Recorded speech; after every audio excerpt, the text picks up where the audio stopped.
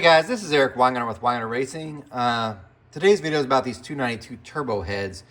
If you watch one of my older videos, probably 2 years ago or something like that, this is probably one of my most popular videos. I think it's third most viewed. It has to do with these 292 turbo heads. I'm revisiting them because I'm getting ready to put them on the 383 dyno mule. So I'm going to reflow them and I'm going to CC the chambers so we can figure out what the final compression ratio is going to be and go from there. So let's just kind of recap. These are 292 turbo heads for a small block Chevy. These are made, I think, in the 70s. And these essentially were the first aftermarket heads you could get. These are a 292. These were actually made for GM, so from GM. You could also see the 292 in here. These are a little bit different too because, bear with me as I stand this up. Sorry about the movement of the camera, I don't care.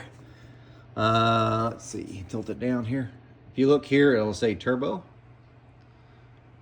which is hard to see, but it's right there. There we go. And if you look over here, these ones came from Crane. Right there. So Crane had ported them initially. So, and then how I came to have them is a customer of mine sent me these to refresh and just to use for testing, and then he wants them back to run on something of his, which is not a big deal. So they've already had some work done to them. Obviously, Crane had done some work to them whenever they had done their initial port work. The chambers look really smooth. And anyway, he got it from another guy and then got it sent to me, and here we are. All I had done, because I redid the valve job because it wasn't sealing. So the valve job's redone. I put on one of my good ones, and I just barely blended it in. And before someone knocks me on this, I do not like to port cast iron heads. I don't port cast iron heads.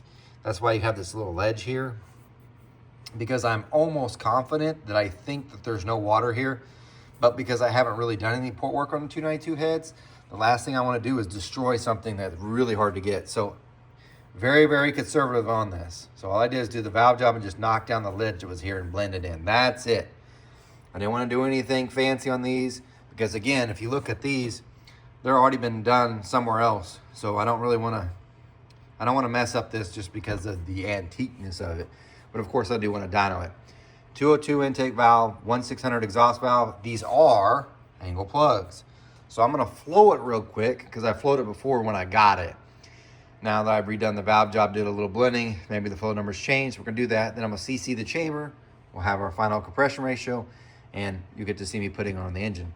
These do have a benefit, by the way, of having screw-in studs. So that's nice. This is going on a 383 hydraulic roller. I've already tested the 461 double humps on it that I modified, and they made 470 with this. Maybe we can break 500 with this.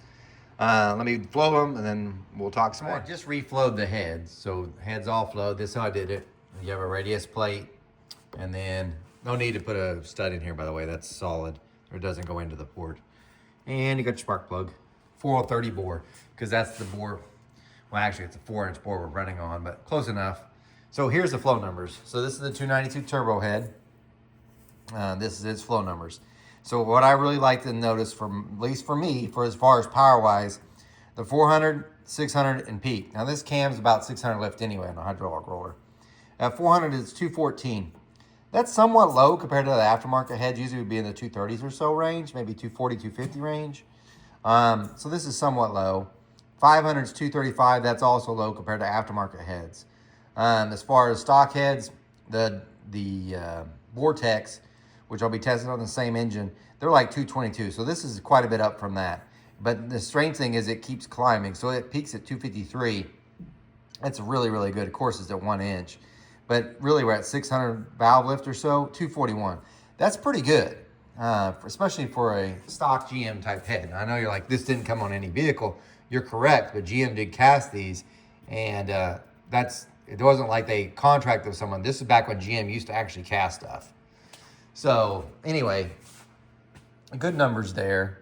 Solid, I'd say. Definitely bigger, because I'm going to show you the 461s in just a second. But here's the exhaust. 400, 178, you can call it that. That's really good. Some aftermarket heads don't even do this. And it peaks at 197, and that's without an exhaust pipe. Really good. Exhaust flow is outstanding. Just to give you an idea, this is the 461 double humps that are on the engine now that's already been dyno tested.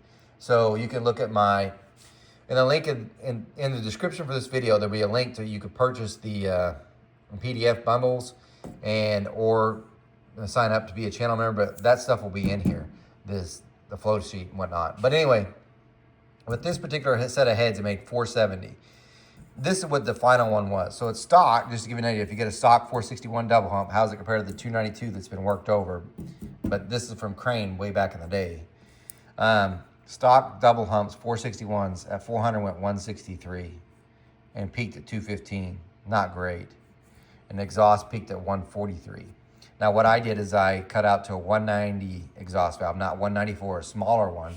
1900 intake valve, 1600 exhaust valve. So smaller intake valve than stock.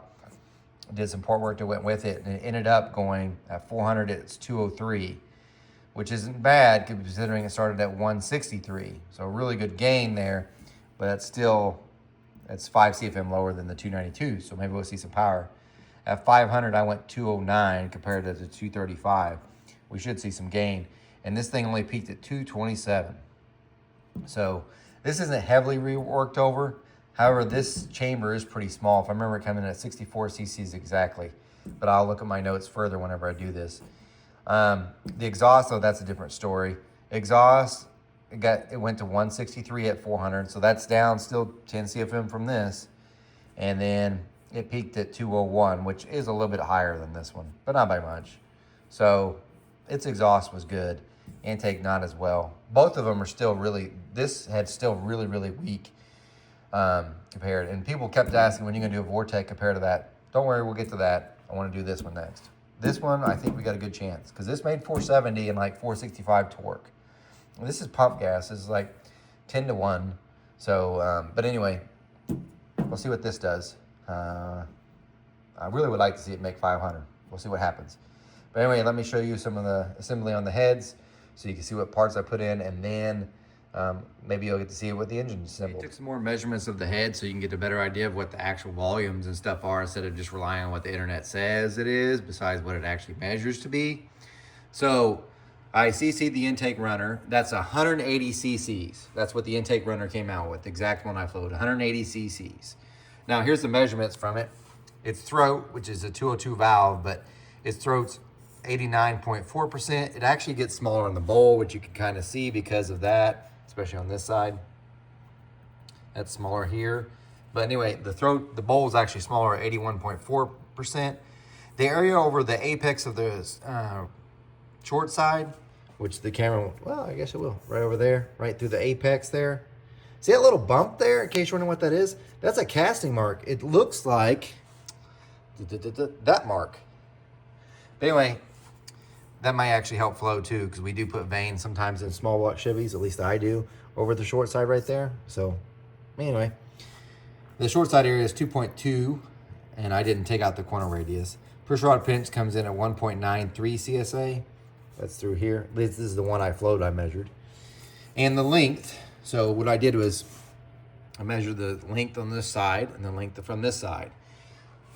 4.5 on the shortest, 5 7/8 on the longest. Together it came out 10 1/8 divided by 2, which means the average length of this port is 5.0625. Anyway, not that you need to know that. The chambers, which were more shocking, the chambers came in at 64 cc's. So it's dead nuts on. Here's the parts that are used. These are PBM competition valves. These are relatively cheap. This is exactly how they came from the box, except for I never trust a valve out of the box, so I put it up in my valve refacer because I have one, and just reface the 45 to make sure it's true. I didn't do anything with the back cut. This is how they come. And it does have a 30-degree back cut, so I didn't alter that. The exhaust is a 1.6 from PBM. The same thing I did. I refaced the 45 just to make sure everything's fine there. It comes with a back cut. I did not do that. So anyway, those are the valves that are used. They're relatively cheap. I'm not trying to put high dollar stuff in this. But anyway, that's what it is. As far as the springs it's used, it's this one. This is the PAC 1220X. That is this valve spring. It's a beehive. And you can look at what the box says. They never write. I'll show you what it actually measured up. But this is what I like to use, especially on the hydraulic roller stuff. The two springs I use the most is a PAC 1220X, this one. This is usually for the lighter stuff, and a 1255X for the stronger stuff. And the price difference is pretty dramatic between the two. But the reason why I like it is It's a single spring, so this spring itself, being a beehive, weighs less than the dual springs. And it has just as much spring pressure as the dual spring. So if you lose mass, that's less mass to control, because the spring also has to control its own mass. So having this spring, good thing. The other bonefit, yeah, I said bonefit. This is the retainer. This retainer weighs like 21 grams. This is typically lighter than your titanium retainers on a dual spring. So I like this, and it's chrome hollow. We don't have to worry about wearing out and getting old, although this is just dyno use, so I ain't gonna get that worn out. I set them up like this. This is the spring, 165 pounds on the seat. I'm gonna set up at about 160. At 600 valve lift, I have 388. Cool bind's 0.195, and I can already hear people commenting, well, that's too far to cool bind, you're gonna valve float it. All right, I've been doing this for so long, I can't even begin to tell you. Being that this engine's probably not even gonna make peak power at 6,500 RPM, my guess, 6,200 RPM. Usually what causes valve float is not enough of that, the seat pressure, not the coil bind clearance. That surging there, it does play a part, no doubt. But typically it's this. On a lower RPM deal, and this is 6,200 RPM, chance of valve float on this deal is pretty slim, especially because of the weight of the valve itself is pretty light, the retainer's pretty light, very unlikely. If this was a higher RPM deal, or say even a solid roller deal, or well, even a hydraulic roller that was spending more time at the higher RPMs, this head just won't do it. I would change things. Yeah, I'd probably have way more seat pressure or a different spring altogether so I could close this coil bind up. But that is not this case, because like I said, I bet you 6,200 we're done. So 65 maybe going on. This isn't revving it out, so. And I've done enough of these to tell you that ain't gonna be a problem. That valve don't weigh, this one probably weighs 110 grams. They're pretty light. I mean, you got light stuff. The head isn't going to do, if we're lucky, 6,500, but it ain't going to 7,000, it just isn't. So even if this Valvetrain, which probably would be good to 7,000, the head won't allow it. So sure, I could close up the coil bind because that's what you guys like to hear on the internet because it's passed around, but for this deal, it ain't gonna matter. So anyway, that's it, almost.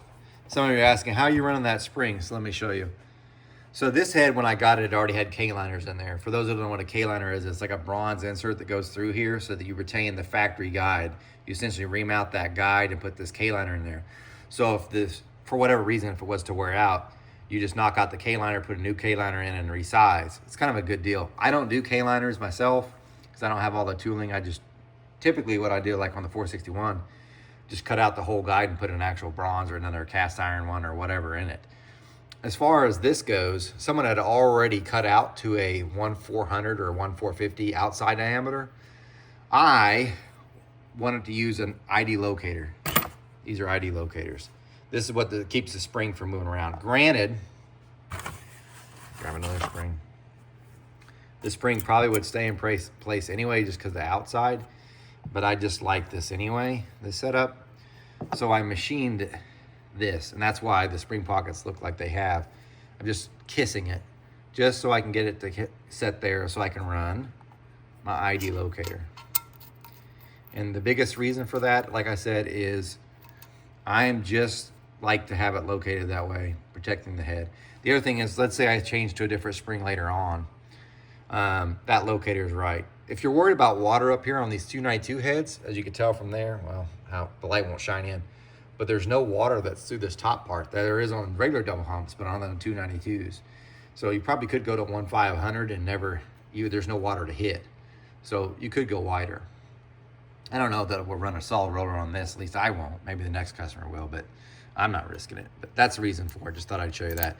Then the top's already machined for a seal anyway. This is a 530 seal, so I run the same things I run on all my race heads, which are these seals. The only seals you should run, I think. But anyway, there you go. If you have any questions, let me know. Guys, remember, I'm no Superman. I did race Superboy, you guys. I don't port cast iron heads. I don't respond to Facebook or Instagram messages. You guys take care.